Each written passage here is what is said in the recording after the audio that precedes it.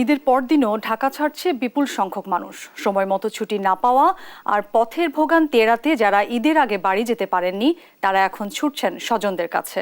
এই পরিস্থিতি জানাতে সরাসরি যুক্ত হচ্ছেন সহকর্মী ইফতেখার রেজা। ইফতেখার, ঈদের পরদিন ঘরে ফেরা মানুষের সংখ্যা কেমন দেখছেন, কি বলছেন তারা?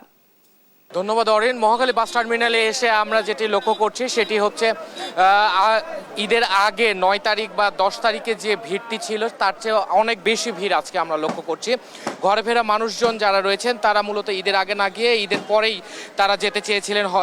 তারা জানাচ্ছিলেন যে অনেকটা ভিড় কম হবার কারণে বা একটু ফাঁকা ফাঁকা যাবার কারণে বা জ্যাম এড়িয়ে যাবার কারণে মূলত তারা ঈদের পরের দিন যাওয়ার যে পরিকল্পনা করেছিলেন, কিন্তু বাস টার্মিনালে এটি এসে আমরা লক্ষ্য করছি যে বিপুল সংখ্যক মানুষ এই একই উদ্দেশ্যে ঈদের পরে যাত্রা করতে চেয়েছিল এবং সে কারণে মূলত আজকে আমরা অনেক বেশি চাপ লক্ষ্য করছি।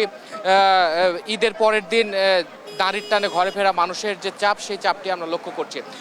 তারা জানাচ্ছিলেন যে এই চাপটি এতটা বেশি হবে তারা এটি ভাবতে পারেননি বা তারা এটি কল্পনাতে নিতে পারেননি। হয়তো তারা যদি জানতেন, তারা বলছিলেন যে তারা যদি জানতেন তাহলে ঈদের আগেই কষ্ট করে হলেও তারা বাড়ি ফিরতেন। এবং আমি আপনাকে জানিয়ে রাখতে চাই যে কিছু যাত্রী রয়েছেন তারা ইনস্ট্যান্ট টিকিট কাটতে এসেছেন, কেটে বাসায় যাওয়ার উদ্দেশ্যে তারা টার্মিনালে এসেছেন, কিন্তু তারা পাচ্ছেন না তেমন একটি টিকিটের কিছুটা সংকট বা কৃত্রিম সংকটও কিছুটা রয়েছে।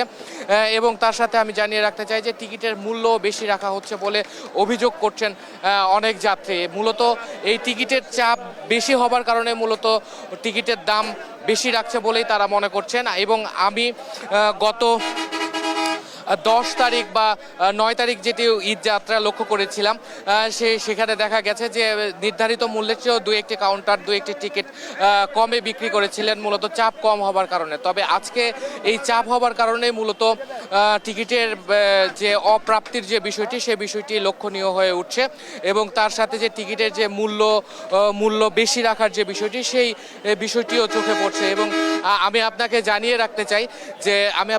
রাখতে চাই যে এই যে মানুষ বা জনসাধারণ যারা যাত্রা করছেন ঈদের পর, তারা মূলত এই ঈদ যাত্রাটি এভাবে ভিড় হবে বা চাপ হবে এই বিষয়টি তারা প্রথম দিকে বুঝে উঠতে পারেননি বলেই তারা জানাচ্ছিলেন। তো মহাখালী বাস টার্মিনাল থেকে এই ছিল সর্বশেষ তথ্য।